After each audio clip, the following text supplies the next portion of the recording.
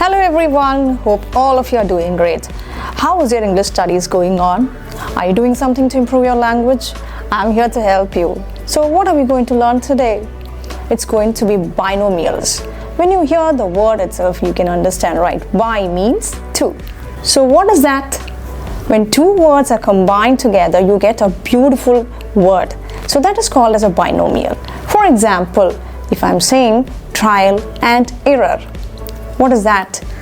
You try many times before you achieve something, right? So that is trial and error. For example, it is not a very easy process. It's a process of trial and error, which means that it's not easy. You have to try many times before you succeed. So that is trial and error. Beautiful, right? Because two words are combined, trial and error, and you're getting a new phrase that is called as trial and error. And now the second one, pros and cons. You might have heard this many times in your life. Where have you heard this? Whenever you are doing something, you always think about the pros and cons of doing that particular thing.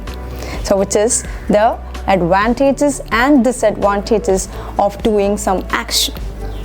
For example, I'm going to a doctor and he is telling me you have to undergo this particular treatment. So I'll be asking him definitely what's the negative and positive side of that, right? So how do I ask? Okay, but tell me the pros and cons of this particular treatment. So he will explain to me the positive and negative sides of that particular treatment. So what's next? Ups and downs. Haven't you heard about this? I'm sure you have. When do you say this? When you have the bad times and the good times. That is called as the ups and downs. Up means the good times and down means the bad times. So in a life, everybody goes through ups and downs, right? So what is that? Everybody goes through the good times and the bad times in their lives. So that is ups and downs. It's really interesting to learn this binomial, right? So the next one is back and forth. What is that? Move in one direction and back to the previous direction, right? So what is that? Have you seen a clock? And have you seen a pendulum of the clock? The pendulum always swings back and forth, right? From my hand movements itself, you would be able to understand it is back and forth.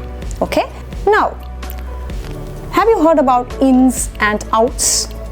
What is ins and outs? You know everything, which means the details, the complications of particular thing. Everything you know. So if I'm saying I know the ins and outs of the law, what does it mean? I know each and every detail of that particular law, which means the complications, the other points, everything, the whole details I know. That is the ins and outs. Now let's learn about do's and don'ts.